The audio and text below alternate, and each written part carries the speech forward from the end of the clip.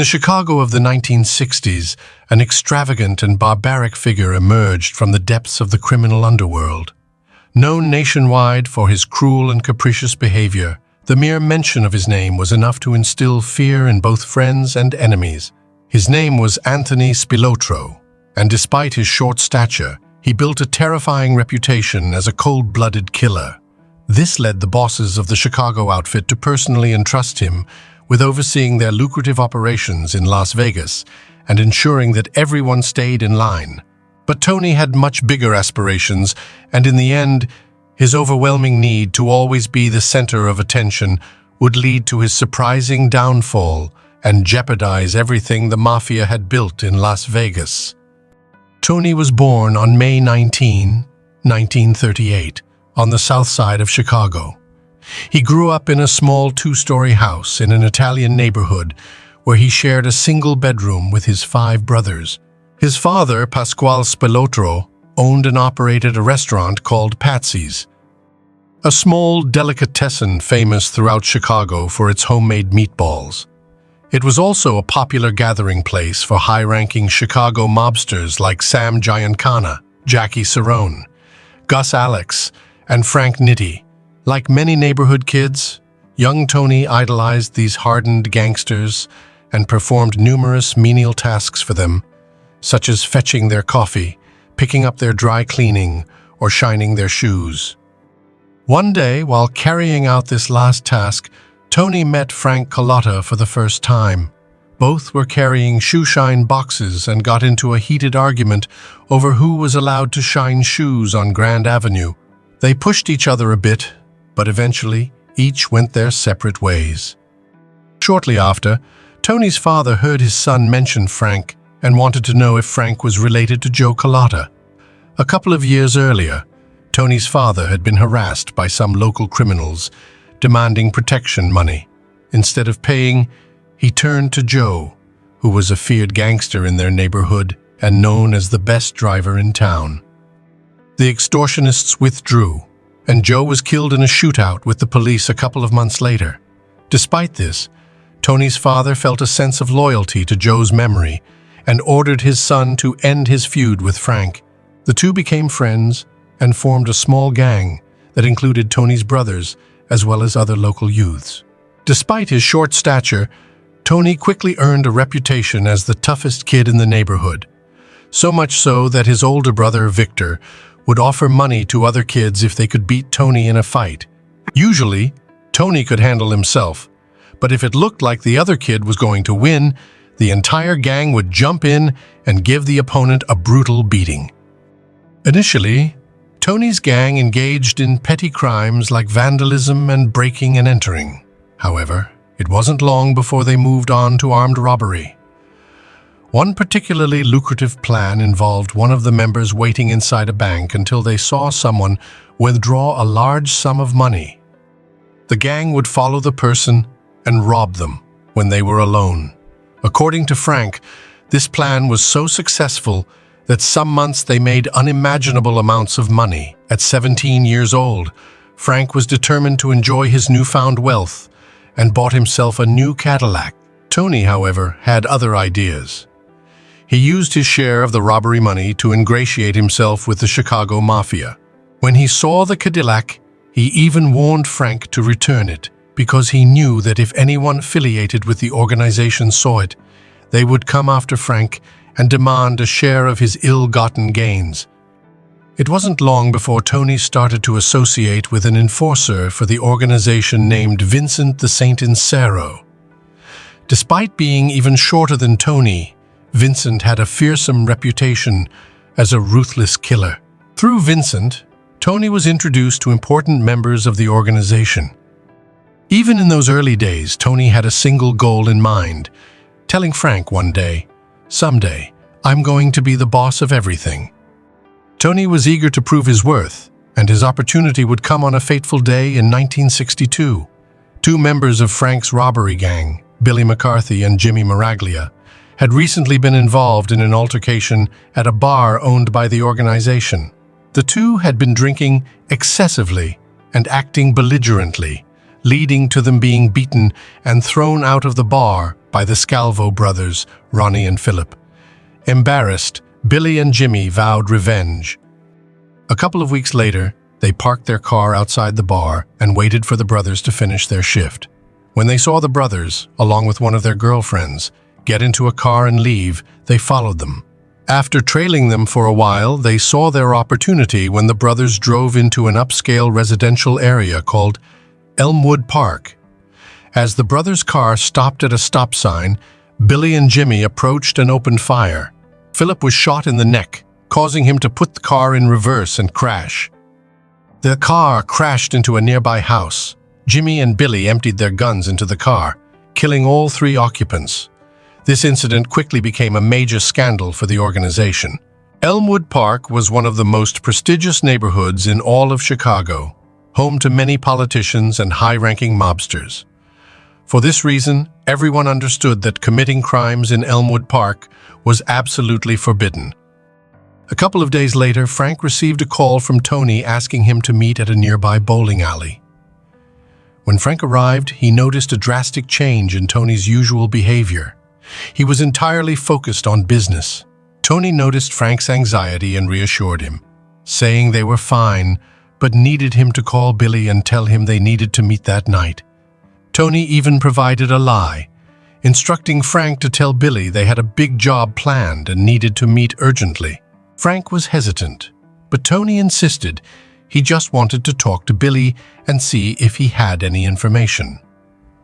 Since Tony didn't mention Jimmy, Frank thought he was telling the truth. Frank called Billy to arrange the meeting at a restaurant called the Chicken House. Then the two got into Frank's car and started driving toward the restaurant. On the way, Tony said they needed to make a quick stop at another restaurant first. Upon arriving at the parking lot, Tony got out of the car and had a brief conversation with the driver of a dark blue Ford. Then Tony told Frank to get out of his car and get into the Ford. Frank got in and realized the driver was none other than Vincent the Saint. The two sat in complete silence while Tony took Frank's car and drove away. 40 minutes later, Tony returned and simply said, "Don't worry, everything went well," then got into Vincent's car and left. That night, Billy's wife called Frank to ask if he had seen her husband, as it was unusual for him to be out so late. Frank lied and said he had no idea what had happened to him, then went to sleep. 3 days later, Frank met Jimmy at a restaurant. Frank warned him that Billy had disappeared and told him he should leave town. Jimmy responded, "Why? I have nothing to run from or hide."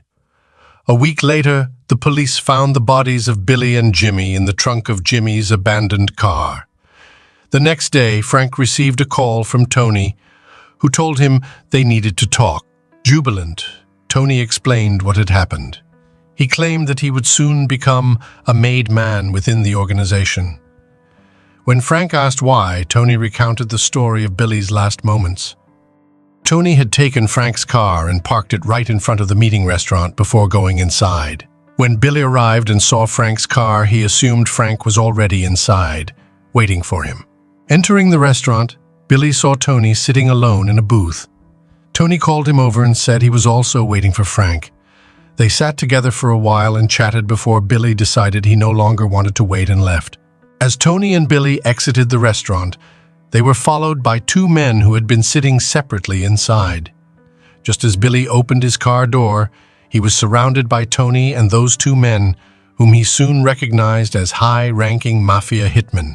The 3 men tied Billy up and forced him to lie on the car floor. Tony then returned Frank's car while his associates took Billy to a mafia-controlled workshop. When Tony arrived at the workshop later, Billy was already undergoing torture. For the next few hours, the 3 men relentlessly worked on Billy, intent on making him reveal his accomplice's name by any means necessary. Despite their efforts, Billy remained silent. It wasn't until Tony dragged him to a workbench and placed his head in a vise that Billy finally cracked. Tony tightened the vise until one of Billy's eyes popped out, prompting him to divulge the name they were seeking. Tony believed that such a brutal display would soon earn him official recognition. However, his fortunes quickly changed not long after, when one of Sam Giancana's top hitmen was in New York on business. Someone had broken into his home and stolen over $400,000. They had also held a gun to his wife's face and stolen all her jewelry. The hitman went berserk upon hearing about the incident and did everything possible to find the culprit, including having corrupt cops bring him thousands of mugshots for his wife to review. But it was all in vain. 2 weeks passed, and he was no closer to identifying the thief. Then one of his underlings suggested that the only person they knew capable of such a job was Tony Spilotro. With no other leads, he ordered Tony to come to his house. Tony knew an invitation like that spelled trouble, so he asked his good friend, Frank Lefty Rosenthal, to accompany him. Although Lefty was 9 years older than Tony, they were close friends who had grown up in the same neighborhood and frequented the same circles. Lefty was a renowned sports bettor in the criminal underworld, known as one of the best in the business. He worked closely with several high-ranking mafia figures, including the hitman in question. When the two arrived, they were led to the basement, where they met Sam Giancana's hitman. He ordered Tony to sit in a chair and then asked, "Do you know what happened to me?" Tony replied, "Yes, I heard," with an annoyed tone. When asked if he knew anyone who could have done such a thing, Tony curtly answered no. The hitman pressed, "Are you sure?" Tony sarcastically replied, "I already answered that question." Instantly, the hitman threw Tony to the floor and began to strangle him. Tony later told Frank that he thought he was going to die. However, Lefty intervened immediately, telling the hitman that Tony had a big mouth but meant no disrespect. Finally, the hitman let Tony go with a warning, "I don't want to see you around here ever again. If I find out you knew about what happened at my house and didn't tell me, I'll erase your whole family." While this incident posed a threat to his life, it didn't hinder his career, as Tony eventually became a made man and was put in charge of a major gambling operation in northwest Chicago. He also had numerous teams of thieves operating across the city under his command. Tony had earned a reputation as a master thief, known for quickly assembling skilled teams, capable of robbing locations without triggering alarms or leaving witnesses. He also ran a lucrative loan sharking business alongside the infamous gangster Samuel Mad Sam DeStefano. For a brief period, Tony even worked as a bail bondsman with credentials provided by the mafia. The purpose of this new occupation was for Tony to access sensitive court documents that his bosses hoped would reveal the identities of FBI undercover informants. From the courthouse, Tony obtained the identity and address of an FBI agent named William Romer. One day, Tony followed Romer as he left the gym to an isolated area of Columbus Park. Hiding behind a corner, Tony waited to see who would meet with an undercover informant, but instead found himself face-to-face with Romer, who pointed a gun directly at him. "Are you looking for me, buddy?" Romer asked. "Just taking a stroll." "Isn't this a public park?" Tony replied sarcastically, evading every question Romer threw at him. When asked why he was following him, Tony retorted, "Who's following you? I'm just walking in the park." Romer didn't believe him. "Doesn't matter what you believe," Tony shot back defiantly. Romer changed tactics, advising Tony that he was still young with his whole life ahead, urging him not to waste it on a life of crime. Tony, unmoved, countered, "Then I should live like you. I've seen how you live, seen your big house. Why would I want to live like you?" Even with a gun pointed at him by a man almost twice his size, Tony remained unfazed, maintaining his challenging attitude, a demeanor the FBI agent would later describe as "that was Tony. He dared you to kill him." It was through this encounter that Tony earned his infamous nickname. Whenever a colleague or media contact asked about him, Agent Romer would say, "Who are you referring to? That little squirt." However, due to the standards of the time, such a word was not suitable for publication. Consequently, whenever he appeared in newspapers, they instead called him Tony the Ant. Although his short stature was clearly a strong hypothesis for the origin of his nickname, this creation by the press would not have been his first choice. Tony loved the attention he received from the media and enjoyed making faces for the cameras as he passed by. While most mobsters preferred to keep their names out of the newspapers, Tony reveled in it and always sought to attract attention. Tony frequently performed tricks to ensure his name remained in the headlines. Though the media loved to follow Tony, their fascination was surpassed by the police, who had him under 24-hour surveillance. Law enforcement suspected he was involved in the brutal murders of Billy McCarthy and Jimmy Miraglia, along with many other crimes. However, Tony was cunning and learned to evade police surveillance, often discussing business in coded language. In 1967, police raided Tony's house after learning he was running an illegal gambling den. He faced a fine but avoided jail time. 2 years later, a tip-off led police to discover Tony overseeing a gambling operation inside an abandoned factory. His associates delayed police at the door while Tony and the others quickly destroyed incriminating evidence like betting slips and financial records. When police finally entered, they found enough evidence to force Tony to pay another fine. With pressure mounting, a high-ranking member of the organization had a brilliant idea.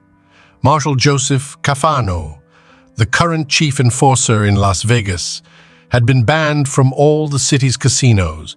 Someone new needed to assume his role, and they believed Tony was the right man for the job due to his fearsome reputation. In this new role, Tony would work alongside his old friend Lefty Rosenthal to ensure that Chicago bosses continued to skim profits from the casinos smoothly. With the reputable Alan Glick as the casino owner, Lefty's task was to access the security rooms and siphon off as much money as possible before it was officially recorded as income, a task at which Lefty excelled. Tony, on the other hand, was tasked with closely monitoring Lefty and Glick, ensuring that the money kept flowing back to Chicago. In 1971, Tony, his wife Nancy, and their 4-year-old son Vincent moved into a 3-bedroom house in a middle-class neighborhood in Las Vegas.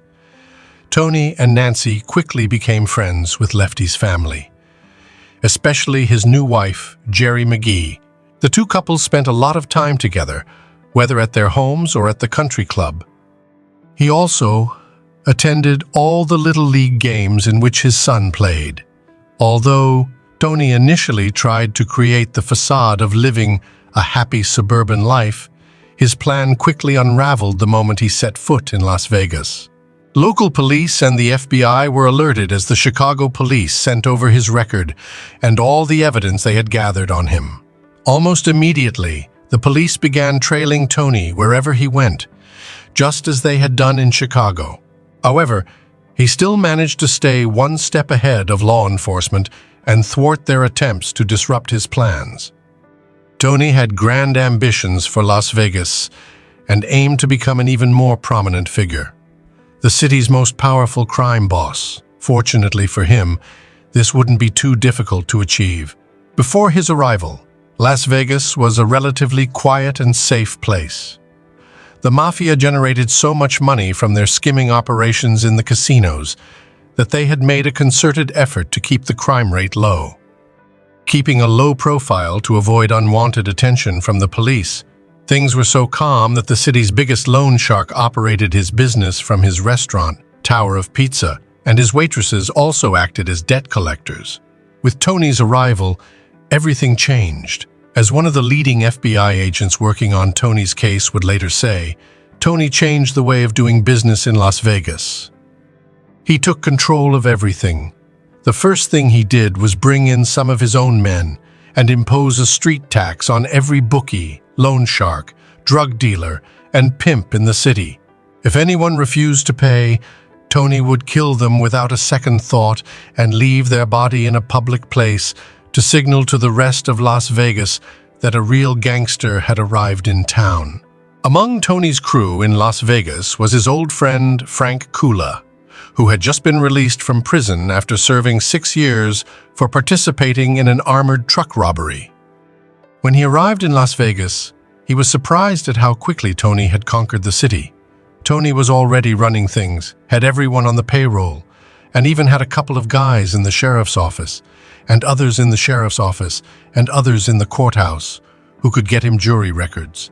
He even had people in the phone company to inform him about wiretaps. While Tony had quickly consolidated himself as the king of the Las Vegas underworld, his spending habits, particularly his love for sports betting, ensured that he was always looking for quick money. With Frank in town, Tony told him to assemble a gang of thieves and that, as long as they gave him a cut from each job, they could rob whoever they wanted. Frank's new gang started by extorting everyone. Bookies, loan sharks, drug dealers, pimps. They intimidated them, beat them up, and shot their guard dogs. What did they care? They had Tony's blessing. In fact, half the time, Tony told them who to hit.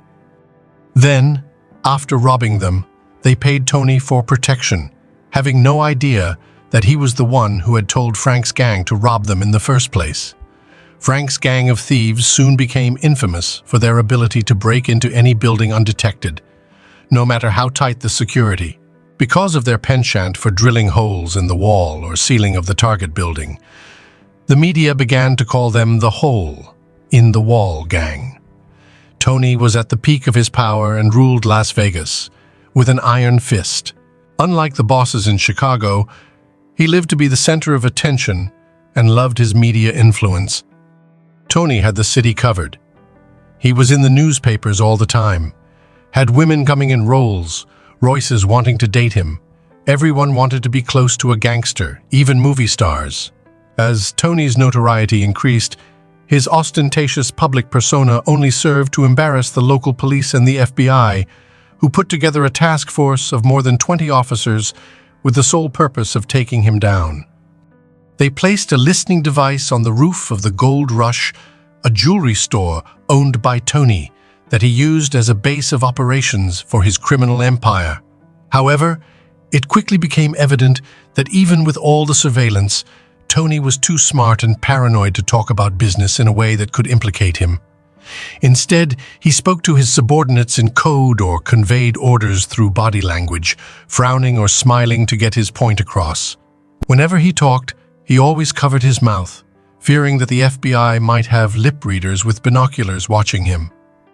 Although the police couldn't obtain incriminating information on Tony, by following him 24/7, they gained deeper insight into who he was as a person. He often worked 18-hour days at the Gold Rush, organizing various businesses and schemes, the detail of which he never wrote down but kept all in his head. The FBI also learned about the strained relationship with his wife, Nancy. The two slept in separate beds and barely spoke, but when they did, it often involved an argument. Tony was also having an affair behind his wife's back. One day, while his girlfriend was visiting him at the Gold Rush, Nancy burst in and started yelling at him. Hearing the commotion, Tony came out of his office and began to violently beat his wife right there in the middle of the store, in front of all the customers. The FBI agents listening in became worried that Tony might kill his wife then and there, so they called 911, claiming to be workers from a nearby restaurant. They couldn't reveal their true identities because they feared that the Las Vegas police might be on Tony's payroll and would tip him off about the surveillance. By the time the police arrived at the Gold Rush, the situation had calmed down, and Nancy refused to press charges. In September 1972, it seemed that the Chicago police might achieve what had so far eluded the Las Vegas police and the FBI. Tony was charged with first-degree murder and extradited to Chicago to stand trial for his involvement in a killing in 1963. A Chicago mafia hitman had recently switched sides and implicated Tony in the murder of a collector. The informant claimed that the victim had problems with the mobster, Mad Sam, which culminated one day when the victim pointed a gun at Sam and threw him out of his office. A couple of days later, the man was lured to an abandoned house where he was tortured and killed by Sam and Tony Spilotro. While awaiting trial, Tony became increasingly worried about the behavior of his co-defendant, the infamous and eccentric Mad Sam. Sam had recently received a 3-year sentence for threatening to murder a witness, and had even appeared at a court hearing wearing pajamas and sitting in a wheelchair while shouting through a megaphone. Tony was concerned that Sam's antics would make the jury more likely to rule against them. Just a month before the trial was set to begin, Sam scheduled a meeting with his brother and Tony in his garage. However, before the meeting could start, a masked man shot Sam twice with a shotgun before quickly disappearing. Although this murder was never solved, the FBI strongly suspected that Tony was the shooter and that he killed Sam to improve his chances at trial. Tony was subsequently found not guilty of all charges and, immediately after the verdict was read in court, took the first plane back to Nevada. During his first 5 years in Las Vegas, the city recorded more homicides than in the previous 25 years combined. As a result, Tony faced the full weight of the U.S. justice system. He was arrested numerous times, but never convicted. No matter how sophisticated the surveillance was, Tony always managed to stay one step ahead. The police constantly watched Tony, but he was now consumed by anger due to a completely different issue. His old friend and partner, Lefty Rosenthal, had taken the spotlight while Tony was preoccupied with his legal troubles. Lefty dealt with his own setbacks. Throughout much of 1976 and 1977, Lefty had been embroiled in a high-profile legal battle with the Nevada Gaming Commission, which refused to grant him a gaming license due to his alleged connections with organized crime.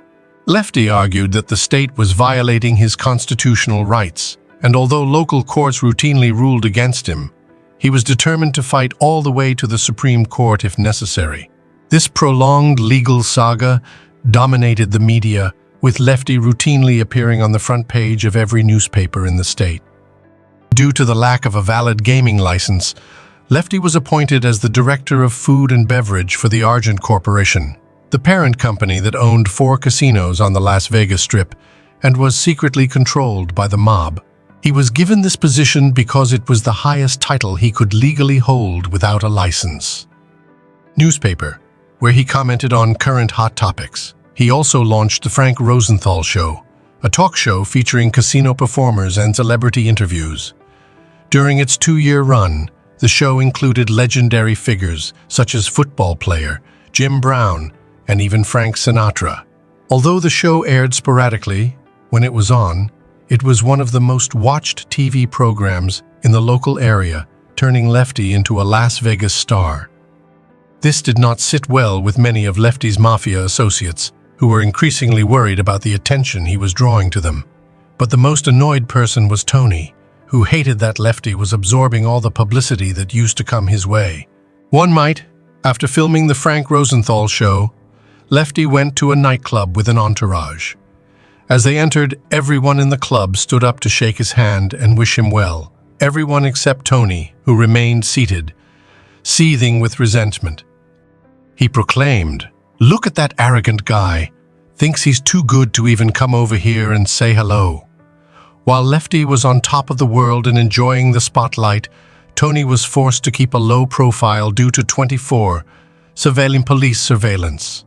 Tony's influence in the criminal underworld had also significantly diminished due to his legal troubles, and by then, his crew was forced to do small-time jobs. One of the FBI agents assigned to his case would later say, "We have Spilotro running errands more than running casinos." Frank later speculated that Tony's growing paranoia, combined with his jealousy of Lefty's fame, had caused a sort of psychotic break. Tony had become obsessed with delusions of grandeur, telling Frank that he planned to return to Chicago and eliminate the entire leadership of the outfit. When Frank pointed out that the powerful mobsters of New York, Kansas City, and Philadelphia would never allow such an action to take place, Tony shrugged and said he also would have to kill them. Tony saw himself as the second coming of Lucky Luciano and thought Lefty would be his Lansky. But after presenting his master plan to Lefty, who rejected it, Tony could see he was truly beginning to hate Lefty. He believed Lefty was ruining his parade. Tony wasn't alone in this hatred. Lefty's long-suffering wife, Jerry, had come to despise him for forcing her to have another child against her wishes. Tony soon began a love affair and insisted on keeping it as secret as possible. However, despite his best efforts, it eventually became known. But by 1978, Tony faced much bigger problems.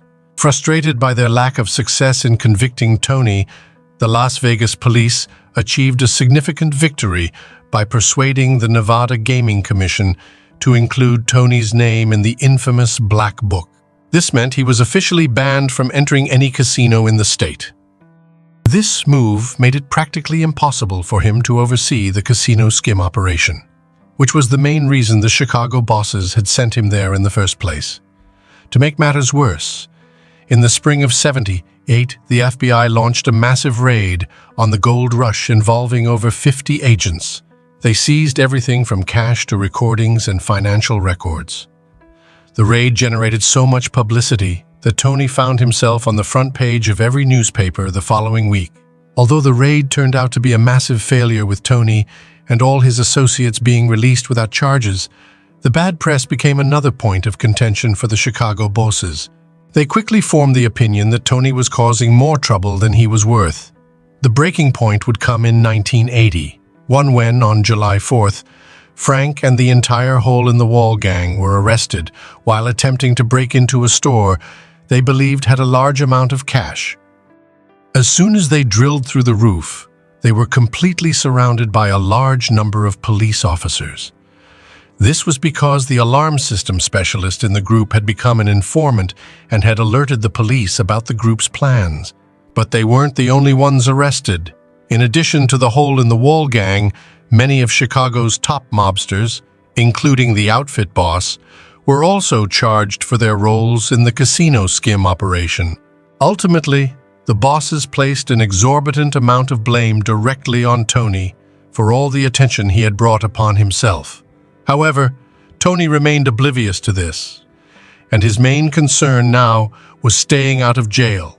He knew the government's case against him relied on the testimony of the gang's informant. Since Tony and the informant had never spoken face-to-face, the only person who could prove that Tony had ordered anything was Frank himself. One morning, while Frank was deeply asleep, he was awakened by the sound of gunshots. Looking outside, he saw that his neighbor had been shot dead, and a group of masked men quickly drove away in a van. A couple of weeks later, the FBI played Frank a recording of Tony putting out a contract on him. This was enough to convince Frank to betray Tony and agree to testify against him in court.